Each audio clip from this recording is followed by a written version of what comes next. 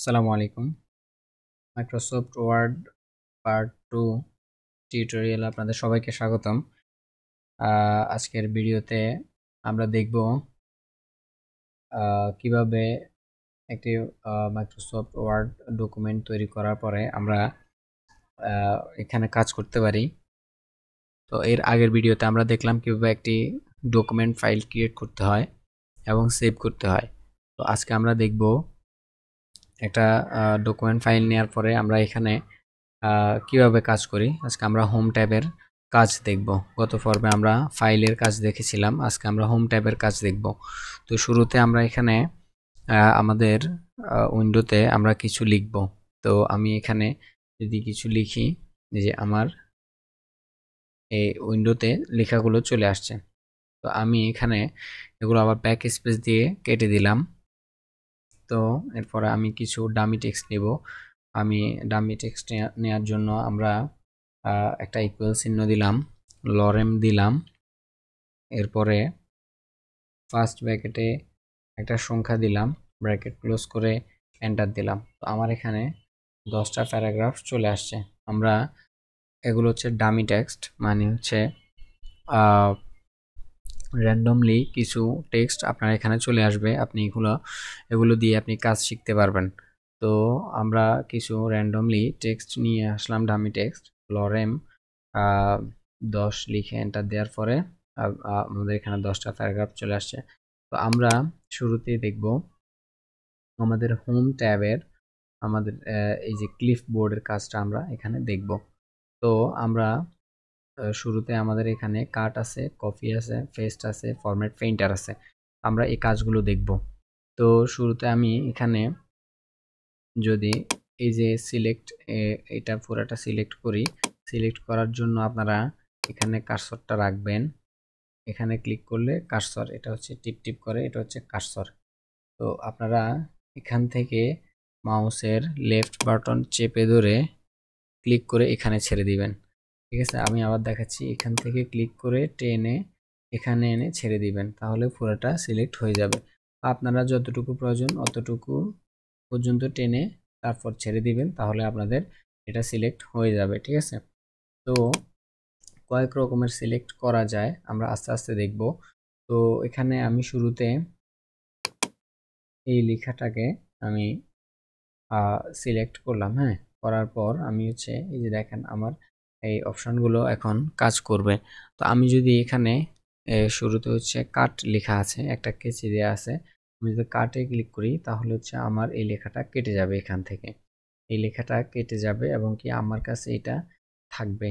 আমরা যেরকম কিছু একটা কেটে অন্য জায়গায় নিয়ে জোড়া লাগাই, এটা অনেকটা ওই রকম। আমি যদি এখানে কাটে ক্লিক করি, অথবা যে কন্ট্রোল এক্স, কন্ট্রোল চেপে ধরে যদি এক্স ক্লিক করি তাহলেও এটা কেটে যাবে। ঠিক আছে, আমি কাটে ক্লিক করলাম, কাটে ক্লিক করার পর দেখেন আমার লেখাটা কেটে গেছে, কিন্তু এই লেখাটা এখনো আমার এখানে আছে।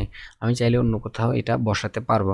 তো আমার কোথায় আছে আমি যদি এখানে দেখি, এই যে অ্যারো চিহ্নটাতে যদি ক্লিক করি তাহলে দেখেন আমি যে লেখাটা কেটে ফেলছি এটা এখানে এখনো রয়ে গেছে। ঠিক আছে, আমি চাইলে এটা অন্য কোথাও নিয়ে যেতে পারবো। সাপোজ এই লেখাটা আমি শেষে পেস্ট করব। ঠিক আছে, শেষে নিয়ে আসব। আমি এখানে ক্লিক করলাম, ক্লিক করার পরে দেখেন আমি যদি এন্টার প্রেস করি তাহলে পরের লাইনে আমি চলে যাব। ঠিক আছে, এন্টার প্রেস করে পরের লাইনে আমি গেলাম। তো এরপরে দেখেন আমি যে লেখাটা কেটে ফেলছি এখানে পেস্ট আছে, আমি যদি পেস্টে ক্লিক করি অথবা কন্ট্রোল ভি এটা যদি আমি ক্লিক করি তাহলে আমার যে কেটে যাওয়া লেখাটা এখানে আবার চলে আসবে, এখানে এসে বসে যাবে। ঠিক আছে, তো আমি দেখেন এখানে পেস্ট ক্লিক করলাম, তাহলে আমার কেটে যাওয়া লেখাটা এখানে এসে বসে গেল। ঠিক আছে, অথবা আমি যদি কন্ট্রোল ভি, কন্ট্রোল চেপে ধরে ভি ক্লিক করি তাহলে দেখেন আমার এই লেখাটা এখানে আবার এসে বসে গেছে। অর্থাৎ এই লেখাটা আমার এখানে সেভ হয়ে আছে। আমি যতবারই আমি হচ্ছে পেস্ট করব অথবা কন্ট্রোল ভি ক্লিক করব ততবারই এই লেখাটা আমার এখানে বসে যাবে। ঠিক আছে, আমি আর এই লেখাটা বারবার হাতে লিখতে হবে না। আমাদের এটা সুবিধা হচ্ছে আমরা এটা কেটে ফেলতে পারবো, প্লাস বারবার আমরা বসাতে পারবো। ঠিক আছে, আমাদের যদি কোনো নাম বারবার লিখতে হয়, যেমন এই নামটা, ঠিক আছে, এই নামটা যদি বারবার লিখতে হয় আমি দুইটা উপায়ে এটা করতে পারবো। সাপোজ আমি এই লেখাটা সিলেক্ট করলাম, ঠিক আছে, আমি এখান থেকে এখানে সিলেক্ট করলাম, করার পরে আমি এখানে কপি করতে পারবো, ঠিক আছে। কপি হচ্ছে এই লেখাটা আমার এখান থেকে কাটবে না, কেটে যাবে না, এখানেও থাকবে, প্লাস আমার এখানেও চলে আসবে কপি হয়ে। আমি চাইলে এটা পরবর্তীতে অন্য কোথাও আবার বসাতে পারবো, নিয়ে যেতে পারবো। আমি এখানে এটা সিলেক্ট করলাম, করার পরে যে কপিতে ক্লিক করব অথবা কন্ট্রোল সি ক্লিক করব, ঠিক আছে। আমি কপিতে ক্লিক করলাম, তাহলে দেখেন আমার এই হাবিব লেখাটা এখানে ক্লিপবোর্ডে চলে আসছে, আবার এখানেও রয়ে গেছে, ঠিক আছে। এখান থেকেও কাটেনি, প্লাস এখানে কপি হয়ে চলে আসছে। তো আমি চাইলে এটা, ঠিক আছে, আমি এন্টার প্রেস করে আমি নিচের লাইনে গেলাম। তো আমি চাইলে নিচের লাইনে এই লেখাটা নিয়ে আসতে পারবো, ঠিক আছে। এই যে আমি ফেস্টে ক্লিক করলাম, তাহলে নিচের লাইনে চলে আসছে, ঠিক আছে। আমি যদি এখানে আবার পেস্ট করি, আবার চলে আসছে, আবার পেস্ট করি, আবার চলে আসছে। আমি যতবারই এভাবে পেস্ট করবো ততবারই এটা চলে আসবে, ঠিক আছে। আমরা বারবার লিখতে হবে না। আবার যদি এই যে কন্ট্রোল ভি, যেটা একটু আগে দেখালাম, কন্ট্রোল ভি ক্লিক করলেও আমাদের এই লেখাগুলো বারবার বসে যাবে, ঠিক আছে। এই যে দেখেন আমি দেখাই, তো শর্টকাট কিগুলো আপনারা অবশ্যই মুখস্থ করার চেষ্টা করবেন। এই যে এটা আমি সিলেক্ট করলাম, আমি যদি কাট করতে যাই কন্ট্রোল এক্স, ঠিক আছে, তাহলে এটা এখান থেকে কেটে যাবে, এখানে এসে যাবে, ঠিক আছে, কেটে এখানে চলে আসবে। তো এরপরে যদি আমি এটা অন্য কোথাও আর বসাতে যাই কন্ট্রোল ভি, ঠিক আছে। এরপর দেখেন আমি যদি এটা চাচ্ছি যে এখানে কাটবো না, এখানেও থাকবে, প্লাস অন্য জায়গায়ও আমি নিয়ে যাব, সেক্ষেত্রে আমি কপি করব। কপি করে যে কপি হচ্ছে control plus C, control C click করব, প্লাস দিতে হবে না, কন্ট্রোল সি, কন্ট্রোল চেপে ধরে সি ক্লিক করলে এটা কপি হয়ে যাবে, অর্থাৎ এখানে চলে আসবে, এখানে থাকবে, ঠিক আছে, এখান থেকে কাটবে না। আমি চাইলে অন্য কোথাও এই লেখাটা, এই যে আমি এটা কপি করলাম, ঠিক আছে, কপি করলাম, এই লেখাটা এখানে কপি হয়ে গেল, এখান থেকে কিন্তু কাটে নাই, ঠিক আছে। আমি চাইলে এটা এখানে নিয়ে আসতে পারবো, এই যে পেস্ট করলে আমার এই লেখাটা এখানে চলে আসবে, তাহলে আমি আর এটা লেখা লাগতেছে না হাতে, ঠিক আছে। কপি আর পেস্ট, কাট, এগুলো আপনারা আশা করি বুঝতে পারছেন। আপনারা শর্টকাট কিগুলো মুখস্থ করার চেষ্টা করবেন, তাহলে আপনারা সহজে কাজগুলো হাতে করতে পারবেন, হ্যাঁ। তো এরপরে আমাদের যে একটা অপশন আছে ফরম্যাট পেইন্টার, আমরা ফরম্যাট পেইন্টারের কাজটা দেখি। সাপোজ ফরম্যাট পেইন্টার হচ্ছে আমরা এই ডিজাইন করা, হ্যাঁ, ডিজাইনগুলো কপি করা। এই যে আমি এখানে এই লেখাটা সিলেক্ট করলাম, করে আমি একটু ডিজাইন করব, ঠিক আছে। কালার দিলাম, লেখাটাকে একটু মোটা করে দিলাম, একটু বড় করে দিলাম, ঠিক আছে। আর হচ্ছে সাপোজ আমি লেখার পিছনে একটা কালার দিয়ে দিব, কালার দিয়ে দিলাম, ঠিক আছে।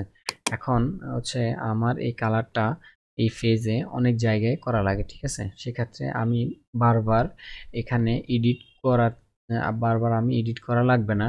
আমি যদি এই ডিজাইনটাকে কপি করে রাখি, তাহলে আমি অন্য জায়গায় ডিজাইনটা নিয়ে আসতে পারবো। তো ডিজাইন কপি করার সিস্টেম হচ্ছে, আমি এটা সিলেক্ট করলাম, মানে ডিজাইনটাতে আমি সিলেক্ট করলাম, ডিজাইনটা একটু কপি করে, মানে ডিজাইনটা একটু সিলেক্ট করে আমি হচ্ছে এই যে ফরম্যাট পেইন্টারে ক্লিক করলাম। দেখেন ফরম্যাট পেইন্টারে ক্লিক করার পরে এটা হচ্ছে দেখেন একটু কালো হয়ে গেছে। আমি ফরম্যাট পেইন্টারে ক্লিক করার পরে দেখেন, আমি যদি এটা, এই যে দেখেন এটা একটা ব্রাশের মতো দেখা যাচ্ছে, আমি যদি এটা পুরোটা সিলেক্ট করে দিই, তাহলে দেখেন আমার ডিজাইনটা এখানে চলে আসছে, এই ডিজাইনটা এখানে চলে আসছে, ঠিক আছে। এখন দেখেন এটা ফরম্যাট পেইন্টারটা আবার আগের মতো হয়ে গেছে। এখন কিন্তু ওই সিলেক্ট করলে হবে না। আমি যদি এটা আবার সিলেক্ট করি, দেখেন আবার ফরম্যাট পেইন্টারে ক্লিক করি, দেখেন আমি যদি অন্য জায়গায় নিয়ে ছেড়ে দিই, তাহলে দেখেন ডিজাইনটা হয়ে গেছে।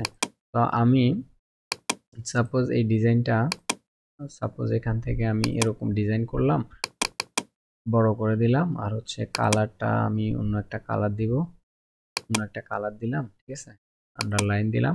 সাপোজ আমি এই ডিজাইনটা করলাম, করে আমি এটা সিলেক্ট করে এখানে ডাবল ক্লিক করব। ডাবল ক্লিক করার পরে আমি যত জায়গায় আমি এটা সিলেক্ট করব, তত জায়গায় হচ্ছে আমার ডিজাইনটা বসে যাবে, ঠিক আছে। আমি যত জায়গায় সিলেক্ট করব তত জায়গায় ডিজাইনটা বসে যাবে। কেন, আমি এখানে ডাবল ক্লিক করে এটা আমি হচ্ছে এই অপশনটা নিয়ে নিয়েছি। এখানে ডাবল ক্লিক করার পরে আমি যত জায়গায় হচ্ছে এটা সিলেক্ট করব, আমার এই ডিজাইনটা তত জায়গায় অটোমেটিক হয়ে যাবে, ঠিক আছে।